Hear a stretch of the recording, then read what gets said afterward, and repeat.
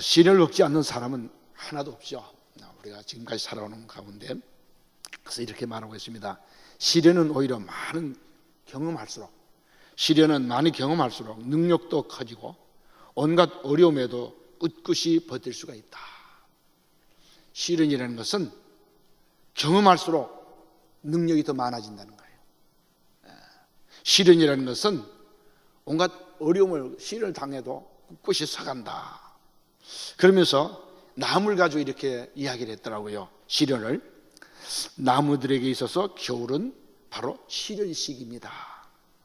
추운 바람으로 잎을 지게 하고 성장을 멈추게 합니다. 그러나 사실은 이런 시련의 계절, 겨울이 바로 나무를 성장시키는 힘이 됩니다. 겨울의 모진 추위를 이기는 동안 나무들은 새롭게 움틀봄을 준비합니다. 우리 눈에 보이지는 않지만 잎이 무성할 때보다도 더 왕성하게 내일을 기다리는 것입니다. 비록 성장은 멈춰서 크지는 못하지만 성장하지 못하는 겨울의 나무들은 나이테를 한 겹씩 늘려가면서 단단해집니다. 시련의 겨울은 그래서 나무를 키우는 계절이라고 합니다. 참 나무가 시련을, 겨울이라는 것을 지나가면서 더 단단해지고 그리고 나이테를 만들어가는 그런 일을 한다고 이렇게 말하고 있습니다. 성경 인물들을 보면 시련을 겪지 않는 사람이 하나도 없습니다. 정말 엄청난 시련들을 겪고 그들은 갔습니다. 그래서 성경은 그렇게 말하죠. 나그네라고. 우리 1장 1절 말씀에서 나그네라고 그랬습니다. 나그네란 말은 무슨 말입니까? 머물지 않고 여기저기 떠돌아다니는 것을 말합니다. 여기저기 떠돌아다니는 것처럼 또 힘든 게 없죠. 제가 이렇게 자주 돌아다니다 보니까 집 사는 게 참, 이번에 중국 가면서도 또 보따리 좀 싸야 되잖아요. 그래서 이제 한 주간 있을 것 가지고 가는데 그것도 아주 귀찮아요. 또 미국 갈 때는 또 부탁이 또 있어요. 뭐 좀 갖다 달라고, 뭐 가져라고. 저는 그냥 빈손 들고 가는 게 제일 좋은데 그것도 안 들었다가 또 쫓겨날 것 같고. 그래서 할 수 없이 갈 때 들고 가고 올 때 또 부탁을 합니다. 그것도 말 안 들을 수가 없잖아요. 그래서 또 들고 옵니다. 이런 것도 좀 힘든데 여러분, 정착하지 못하고 한번 유럽 여행을 했지 않습니까? 매일같이 호텔을 옮기는데 와, 이런 여행은 하지 말아야 되겠다. 매일 보따리 싸고 또 풀고 또 싸고 또 풀고 이렇게 해서 아이고, 차라리 한 군데서 그냥 살면서 한 일주일간 돌아다니다가 오는 게 낫지. 그런데 평생토록 나그네같이 살고 있다고 하는 것은 얼마나 힘들겠습니까? 그리고 시련과 고난이라는 것은 무조건 나쁜 건 아니라는 것을 또 성경 우리에게 말씀하고 있습니다. 헤일 제트로라고 하는 우리 푸른 초장이라고 하는 책에서 그는 하나님께서 자비의 하나님이신 것을 어떻게 아느냐라고 이렇게 질문하면서 대답을 이렇게 합니다. 그것을 아는 방법은 한 길밖에 없습니다. 바로 그것은 환난을 통해서입니다. 하나님이 자비의 하나님이시라고, 은혜 하나님이시라는 것을 어떻게 알 수 있습니까? 잘 먹고 잘 살 때, 부자로 살 때, 돈 벌 때 그때가 아니라 여기 말씀하시기 고난을 통해서 그 하나님이 정말 자비 하나님이시고 그 하나님이 은혜 하나님이시다라는 것을 알게 된다는 것을 말하고 있는 것입니다. 제2차 세계대전 때 아우슈비츠에 유태인들을 가스로 죽였지 않습니까? 저도 가서 봤습니다만은 가서 보니까 뭐 안경들, 뭐 머리들, 신발, 옷 이렇게 산더미까지 쌓아놨더라고요. 여기저기 막. 근데 이런 고통과 이런 죽음 속에서 거기 한 벽에 이런 글이 써 있었습니다. 하늘을 두루마리 삼고 바다를 먹물 삼아도 한없는 하나님의 사랑 다 기록할 수 없겠네. 여러분, 지금 바로 가스 속에 들어가야 될 그런 입장, 말할 수 없는 고통과 고문을 당하는 그런 상황 속에서도 지금 이런 찬송이 나올 수 있다고 하는 것, 이런 글이 나올 수 있다고 하는 것은 이건 보통 신앙 아닌 것은 말할 수가 없겠죠. 예. 다시 말해서 그렇게 지옥 같은 고문과 지옥 같은 그런 삶 속에서도 하나님 은혜를 빼앗을 수가 없다.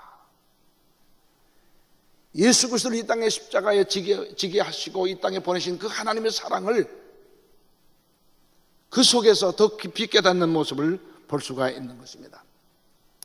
오늘 우리 야곱이라는 분을 한번 생각해 보겠습니다. 야곱이 그렇게 말했죠. 자기 자신을 험악한 인생길을 걸어왔다. 험악한 길이라. 예. 그가 어떻게 험악한 길을 걸어왔습니까? 그는 부모를 떠나서 쫓겨가지고 지금 외삼촌 집으로 도망가는 길입니다. 도망가는 길에 그는 베델에서 꿈을 꾸게 되죠. 그리고 하나님을 만나게 됩니다. 그리고 거기서 약속을 합니다. 하나님께서 너를 지켜주실 거다. 하나님께서 너를 보호하실 것이다. 내가 다시 이 땅으로 다시 돌아오게 하실 거다. 이 약속을 받고 그는 삼촌 집에 가서 외삼촌 집에 가서 20년 동안 살아가는데 그가 간증하기를 20번 이상이나 삼촌이 변경을 하고 월급을 받고 가는 것입니다. 그래서 손해를 끼쳐지게 하는 그런 모습입니다. 그가 아버지를 속였고 형을 속였습니다. 그래서 어떤 분은 이 기사를 통해서 이렇게 말했습니다. 야곱은 하나님의 축복을 얻기 위해 거짓말할 필요가 없음을 깨닫게 되었다. 하나님의 축복. 그가 처음에 아버지한테 축복받으려고 속였잖아요. 아버지 속이고 형 속이고. 그런데 그가 나중에 깨닫고 난 다음에는 이렇게 하나님의 축복을 얻기 위해서 거짓말할 필요가 없음을 깨닫게 되었다. 네, 아주 깊이 본 말씀이라고 봅니다. 이 말을 이렇게 또 말할 수 있죠. 그리스도인은 정직하게 산다는 것을 깨달아야 된다. 네, 정직하게.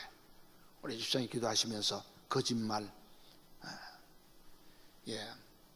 왜 거짓말을 그렇게 잘하는지 모르겠어요. 그리고 거짓말한 걸 잊어버려요. 참 신기하죠. 내가 한 말을 왜 잊어버립니까? 그거 모른다고, 기억 안 난다고 그렇게 말하죠. 또 이제 그가 어떻게 합니까? 이제 20년 만에 고향으로 돌아올 때 형이 400명의 군사를 이끌고 온다는 말을 듣고 그는 벌벌 떨면서 그는 약복강가에서 기도를 합니다. 그건 정말 철야 기도하면서 열심히 기도합니다. 야곱의 고통과 시련은 바로 천국 백성으로서의 다듬어져 가는 모습인 것입니다. 저와 이 땅에서 살아가면서 하나님이 저와 여러분들 다듬기를 원하시는 것입니다. 갑자기 천사가 되고 갑자기 성자가 되고 갑자기 좋은 사람이 되는 게 아니에요. 물론 저는 그렇게 말씀을 드리죠. 천성적으로 성품이 좀 착하게 태어난 사람들이 있어요. 그래서 사위나 며느리 삼을 때 믿음 좋은 사람 택하지 말고 성품이 좋은 사람 택하라고 제가 강조했죠, 옛날에. 믿음 물론 교회 나가는 사람을 전제하되 정말 이 사람이 성품이 괜찮으냐. 근데 앞으로 여러분 우리 목사님을 택할 때도 마찬가지입니다. 이 사람이 그 교회를 얼마나 부흥시켰느냐. 저는 거기다 초점을 뒀거든요, 사실은. 근데 아니에요. 앞으로 여러분들이 오실 목사님의 성품이 어떠냐. 믿음이라는 것은 어떤 때는 쫙 올라갔다가 확 내려가 버리면 어떻게 합니까? 바위가 나오잖아요. 물이 꽉 찰 때는 밑에 뭐가 있는지 몰라요. 근데 내려가서 보면은 거기 바위가 있어가지고 가기 힘든 그런 상황이 되어지는 것입니다. 그래서 여러분들이 기억하시기 바랍니다. 그냥 제가 지난 과거의 경험을 통해서 여러분한테 말씀을 드리는 것입니다. 여기 야곱이라는 사람이 약복강가에서 이제 자기가 깨지는 것입니다. 자아가 깨지는 것입니다. 자기 자신이 깨어졌다는 것은 뭘 말합니까? 하나님이 드러났다는 것입니다. 하나님 축복을 받게 됐다는 것을 말하고 있는 것입니다. 또 어느 주석을 보니까 아주 참 귀한 이 야곱에 대한 말씀을 하고 있었어요. 지금 그 아내 라헬이 죽지 않습니까? 어디서 죽습니까? 베들레헴에 가는 길이라고 그랬습니다. 근데 여기에 가다가 죽게 됩니다. 그리고 베냐민을 낳게 됩니다. 그래서 라헬은 죽고 그리고 이제 베냐민을 낳게 되는데, 여기 베들레헴에 가는 길을 갖다가 이렇게 해석해야 돼. 메시아 탄생의 길이라. 그러니까 야곱이라는 사람은 이 고난을 통해서 자기 부인이, 살아가는 부인이 죽으면서 지금 낳은 그 아들을 보면서 메시아 길을 보았다는 거예요. 참 깊이 봤다고 저는 봅니다. 라헬이 죽으면서 그 아들을, 여기 베냐민이라는 말은 오른손의 아들이라는 뜻인데 권능자의 아들이란 말입니다.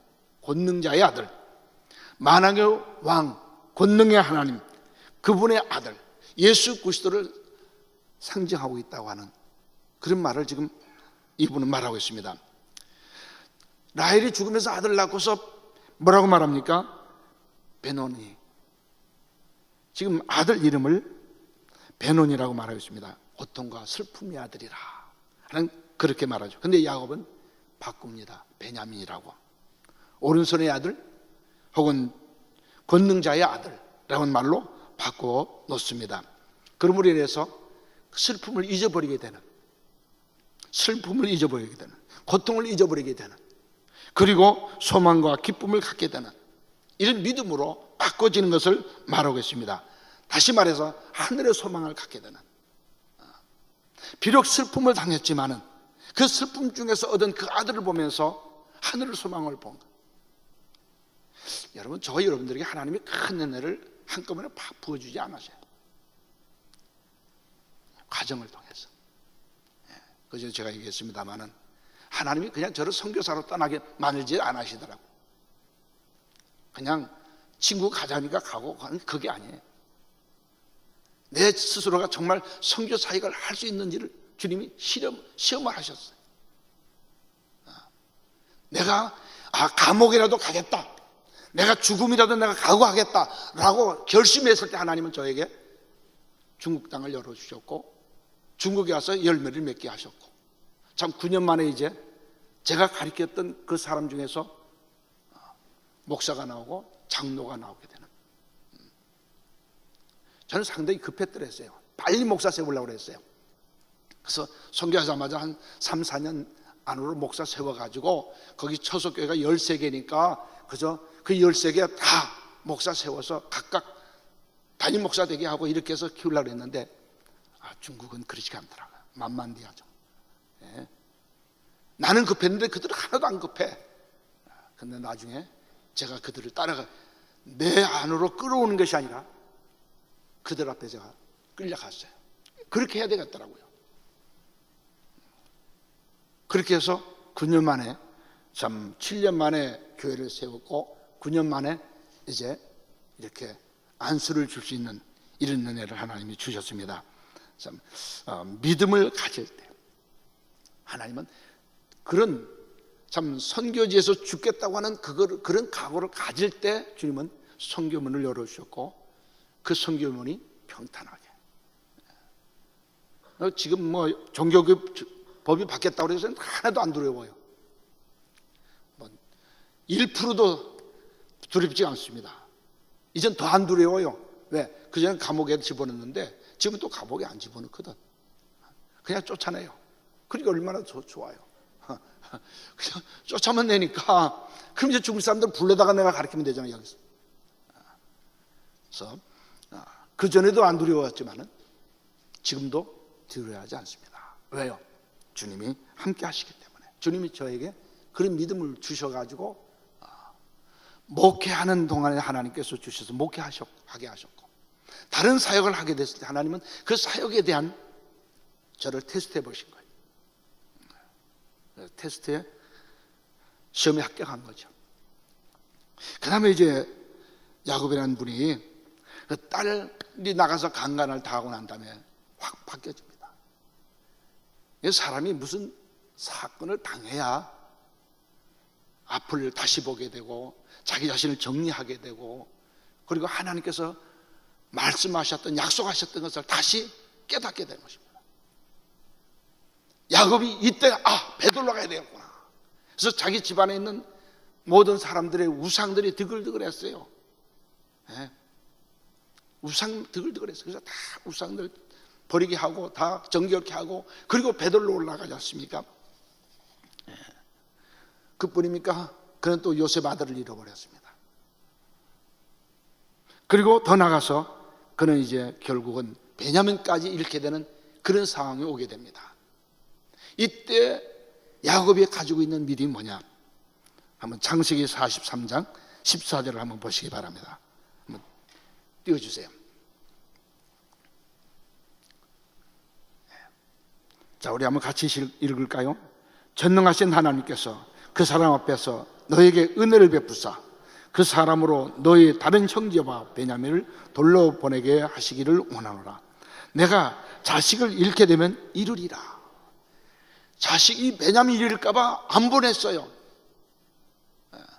지금 형이 하나 붙잡혀 있는데도 상관 안 했어요. 근데 끝내는 어떻게 합니까? 내가 자식을 잃으면 이르라. 이제 하나님 앞에 맡겨버리는 삶.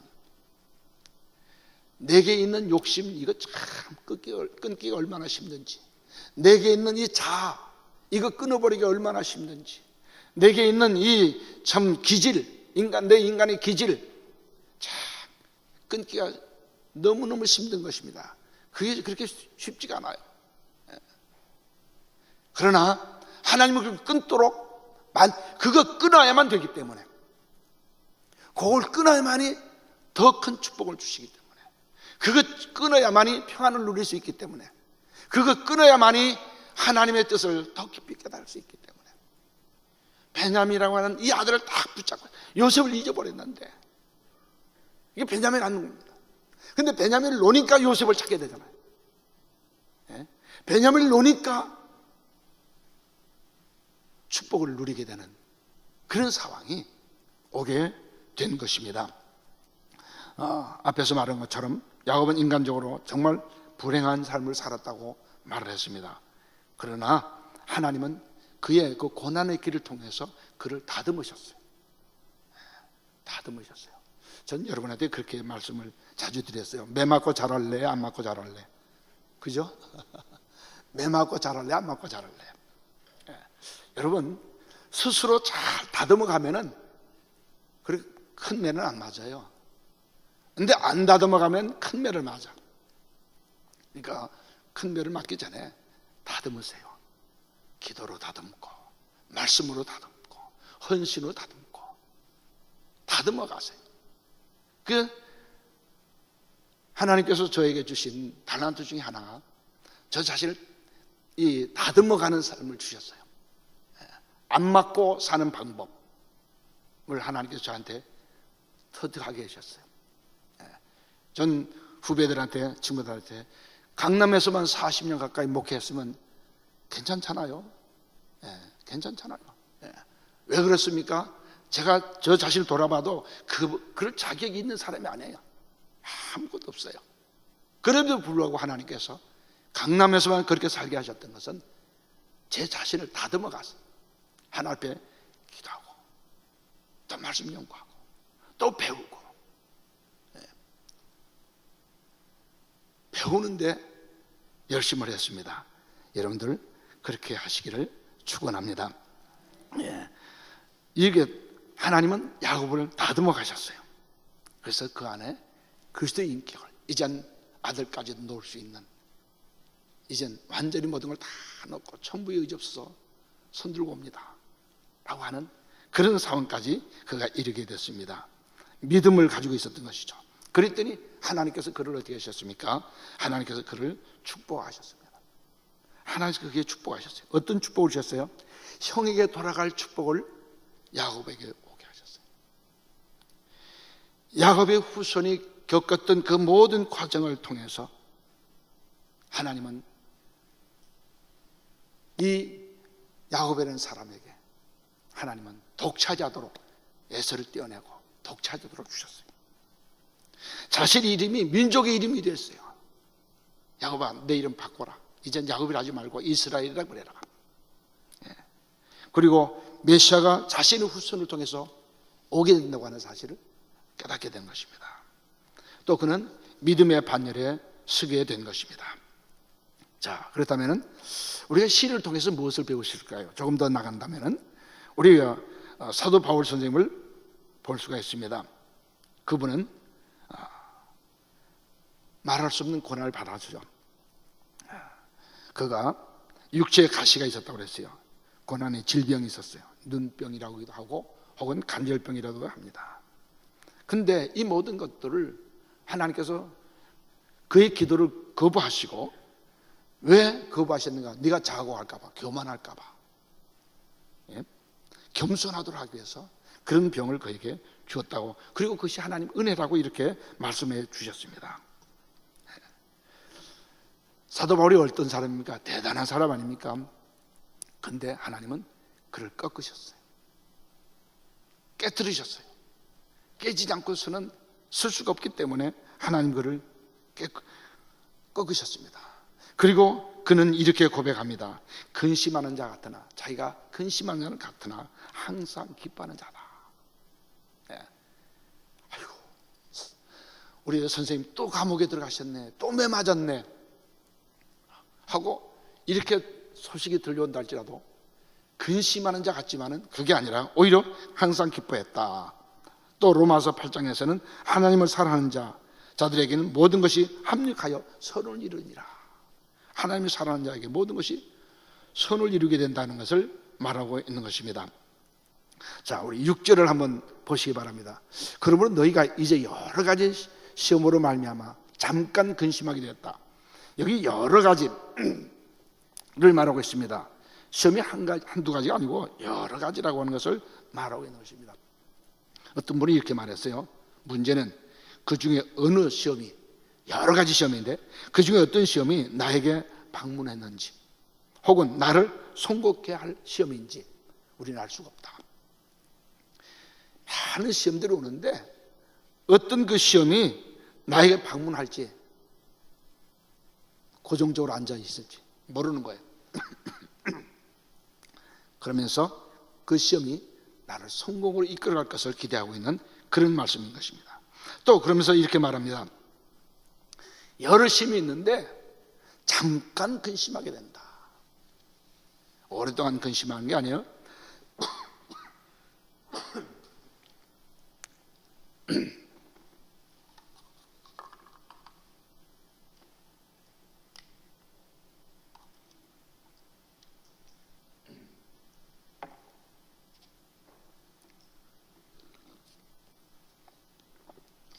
이 금심한다는 말은 염려한다는 말인데, 이 말은 나눈다는 그런 말하고 마음이라는 말하고 합쳐진 것입니다. 그러니까 내 마음을 나누는 거예요, 자꾸. 그래서 아주 이렇게 재밌는 그 말씀이 있습니다. 마음의 평안을 뺏어가고 잃게 되는 것이 있는데, 그것은 뭐냐면은 염려라는 것인데, 이것은 우리의 감정을 나누고, 다시 말해서 감정은 안정적이 없어지게 만드는 것이다 그 말이죠. 또 염려는 이해를 나눈다. 자신은 얇고 아주 흔들리기 쉬운, 자신이 없어요. 그 다음에 염려는 감지의 기능을 나눈다. 느낌, 이것을 나눈다고 했어요. 관찰을 잘못하면 심지어 거짓될 수도 있다고 하는 것을 말하고 있는 것입니다. 또 염려는 판단의 기능을 나눈다. 이 판단이 손해와 슬픔을 가져오게 된다는 것이죠. 또 염려는 결심의 기능을 나눈다. 결심을 하고 나가야 되는데 계획이나 목적이 잘 세워지지 못하도록 자꾸 우리를 흔들어 놓는 것입니다. 염려는 실망과 실패와 오해와 의심, 그리고 많은 불행의 요인이 된다. 참 염려라는 게 나쁜 놈이에요. 보니까 염려는 아무것도 해줄 수 없다. 염려라는 것은 우리에게 아무것도 해줄 수 없다. 염려란 상황이 절대로 바꿔질 수가 없다. 여러분, 내가 밥 안 먹고 염려해 보십시오. 아무 일도 일어나지 않습니다. 오히려 염려가 더 커진다, 이렇게 말했어요. 염려는 나중에 염려하다 보면 작은 것까지 시시콜콜 다 염려하는 거예요. 그렇기 때문에 염려가 얼마나 많은가. 더 나가서 스트레스를 우리에게 준다. 근데 스트레스는 심장병의 75%가 이 스트레스 때문에 오고, 그리고 암이 온다는 거예요.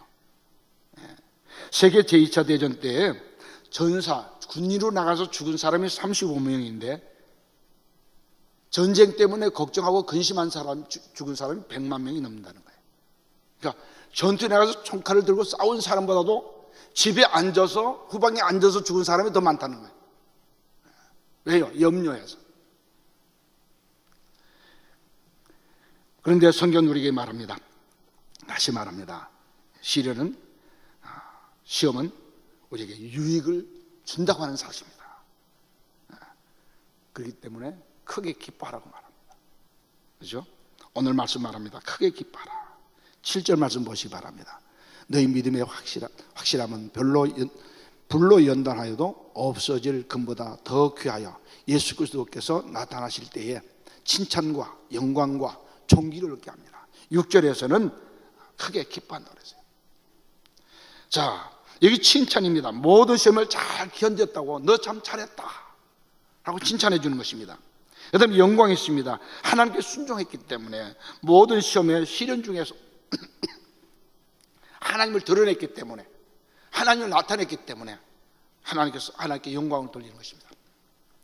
또 존귀가 있습니다. 상을 받는 것입니다. 이런 시련을 통해서 우리에게 상을 주시는 것을 말하고 있는 것입니다. 그럼 이런 모든 시련을 어떻게 우리가 해야 되겠느냐? 그래서 두 가지입니다. 감사와 기도. 하나님 앞에 우리가 기도하고 감사하고. 한 30분 더 해야 되는데 줄여야 되겠어요. 그래서 2번 할까 생각했는데 줄이려고 설교하다 보니까 줄여야 되겠다. 그전엔 목회할 땐 제가 시간을 잘 안 지키게 했어요. 그죠? 그래서 목사님 설교 깁니다 뭐다 그러는데 요새는 시간을 좀 잘 지킵니다. 제가 늙으니까 여러분들의 비유를 저 잘 맞히나 봐요. 예.